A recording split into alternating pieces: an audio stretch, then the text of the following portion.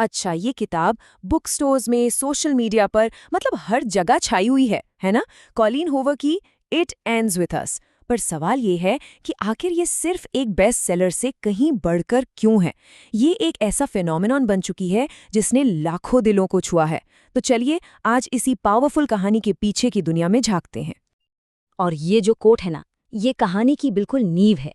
ये हमें सतह से ऊपर उठकर एक बहुत ही असुविधाजनक लेकिन जरूरी सवाल का सामना करने पर मजबूर करता है। देखिए, ये सिर्फ एक लव स्टोरी नहीं है। नहीं, ये कहानी है सर्वाइवल की, हिम्मत की और उस साइकिल को समझने की जिसे तोड़ना बेहद मुश्किल होता है। तो कहानी की शुरुआत होती है लिली ब्लूम से। सोचिए, बॉस्टन की एक छत है और वहां लिली बैठी है। अभी अभी अपने पिता के अंतिम संस्कार से आई है। वो अपने पिता के बारे में सोच रही है, उनकी उस कॉम्प्लिकेटेड लेगेसी के बारे में। और यहीं से, बिल्कुल इसी पल से, कहानी की इमोशनल डेप्थ शुरू हो जाती है। और फिर तभी उसकी मुलाकात होती है रायल किनकेड से। काफी चार्मिंग है, लेकिन थोड़ा अपने में रहने वाला। वो दोनों नेकेड ट्रूथ्स नाम का एक गेम खेलने लगते हैं। मतलब एक दूसरे को अपने सबसे गहरे, बिना फिल्टर वाले सच बताना। और बस उसी एक पल में उनके बीच एक गहरा कनेक्शन बन जाता है। लेकिन जैसे ही लिली का प्रेजेंट शेप ले रहा होता है, कहानी हमें खींचकर उसके पास्ट में ले जाती है। उसकी पुरानी डायरी के पन्नों के जरिए हम एक ऐसे रिश्ते के बारे में जानते हैं जो उसके भविष्य को हमेशा हमेशा के लिए बदलने वाला है। अब ये जो जर्नल्स हैं ना, ये भी बड़े खास हैं। असल में ये मशहूर talk show host Ellen DeGeneres को लिखे गए लेटर्स हैं। इन्हीं के जरिए हमारी मुलाकात होती है एटलस कॉरिगन से, कहानी का दूसरा सबसे अहम मेल कैरेक्टर। और यहीं से रायल के कैरेक्टर के साथ एक जबरदस्त कॉन्ट्रास्ट खड़ा हो जाता है। तो देखिए, यहीं पर कहानी का जो मेन कॉन्फ्लिक्ट है ना, वो एकदम साफ हो जाता है। एक तरफ है रायल, पैशनेट, कामयाब लेकिन वॉलेटाइल। और दूसरी तरफ है एटलस, बेहद दयालु और लिली का पहला प्यार। अब लिली को इन दो बिल्कुल अलग दुनियाओं के बीच चुनना है। ये जो बात है ना, ये लिली और एटलस के उस यंग रिश्ते की बुनियाद दिखाती है। मतलब उनका रिश्ता गहरी हमदर्दी पर बना था। हालात चाहे कितने भी मुश्किल क्यों न हो, वो एक दूसरे की दया और सहारे पर टिके हुए थे। अच्छा, तो अब कहानी वापस आती है लिली और रायल के उस तूफानी रोमांस पर। उनका रिश्ता वो और भी गहरा होता जा रहा है। लेकिन अतीत की कुछ परेशान करने वाली आहटें अब सतह पर आने ही वाली हैं। और फिर वो पहली चौंकाने वाली घटना होती है। रायल का गुस्सा फूट पड़ता है, जिसके फौरन बाद उसे गहरा पछतावा भी होता है। ये कोट, ये उसके अंदर के संघर्ष को तो दिखाता है, पर साथ ही लिली को एक बहुत ही खतरनाक और कंफ्यूजिंग सिचुएशन में फंसा देता है। देखिए, ये एक बहुत ही खतरनाक साइकिल होता है। पहले एक हिंसक घटना, फिर गहरा पछतावा और बड़े बड़े वादे। उसके बाद एक शांति का दौर आता है जहां सब कुछ ठीक लगता है, प्यार सच्चा लगता है। और फिर धीरे धीरे टेंशन फिर से बढ़ने लगता है, जब तक ये साइकिल दोबारा शुरू ना हो जाए। इसे समझना वाकई बहुत जरूरी है। और सबसे दर्दनाक बात यह है कि लिली की आज की ये मुश्किल उसके बचपन के ट्रॉमा से सीधी जुड़ी हुई है। जो भयानक साइकिल उसने अपनी माँ के साथ होते देखा था, हूबहू वही अब एक पीढ़ी बाद खुद उसके साथ दोहरा रहा है। तो सवाल उठता है, वो बस चली क्यों नहीं जाती? ये एक ऐसा सवाल है जो बाहर से देखने वाले लोग अक्सर पूछते हैं।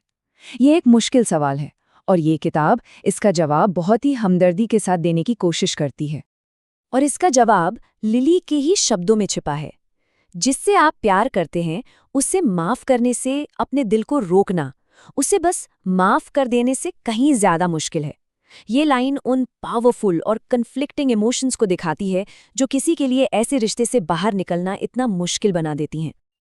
और अब कहानी अपने ब्रेकिंग पॉइंट पर पहुंचती है, जहां लिली को अपने फ्यूचर के लिए एक नामुमकिन सा लगने वाला फैसला लेना है।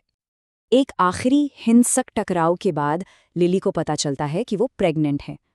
और बस यही वो पल है जो सब कुछ बदल देता है। अब बात सिर्फ उसकी अपनी नहीं रही, बात उसके आने वाले बच्चे के भविष्य की है, उसकी सेफ्टी की है। तो फिर सवाल ये है कि पीढ़ियों से चले आ रहे इस भयानक साइकिल को आखिर क्या चीज तोड़ सकती है?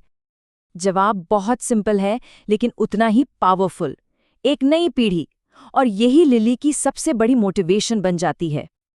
और यहीं पर लिली अपनी बेटी से वो वादा करती है जो इस किताब का टाइटल है, it stops here with me and you, it ends with us. वो हमेशा के लिए इस साइकिल को तोड़ने का फैसला कर लेती है। लेकिन लिली की कहानी वो सिर्फ एक कहानी नहीं है। अब हम उस चौंकाने वाली और बेहद पर्सनल सच्चाई की तरफ बढ़ते हैं जो इस नॉवल को इसकी असली ताकत देती है, और वो है राइटर की अपनी कहानी। इसकी पहली झलक हमें किताब के डेडिकेशन में मिलती है, जो कहता है, मेरी माँ के लिए, जिन्होंने ये पक्का किया कि हम उन्हें कभी उनके सबसे बुरे रूप में ना देखें। ये लाइन लिली की कहानी को सीधा राइटर की अपनी जिंदगी से जोड़ देती है। किताब के आखिर में ऑथर्स नोट में ये राज खुलता है कि ये किताब उनकी माँ की जिंदगी पर आधारित है। उनकी सबसे पहली याद है उनके पिता का उनकी माँ पर टीवी फेंकना। उनकी माँ 2 छोटी बेटियों के साथ बिना किसी पैसे के उस शादी से भाग निकली। उन्होंने उस पैटर्न को तोड़ा इससे पहले कि वो पैटर्न उन्हें तोड़ देता। ये नॉवल ये उनकी माँ के साहस को एक श्रद्धांजलि है। साफ है, ये किताब एंटरटेनमेंट के लिए नहीं लिखी गई थी। इसका मकसद था डोमेस्टिक वायलेंस के विक्टिम्स के लिए हमदर्दी पैदा करना और ये समझाना कि वो किन मुश्किलों से गुजरते हैं। ये हमें याद दिलाती है कि किसी को जज करना कितना आसान है और उनकी सिचुएशन को समझना कितना मुश्किल।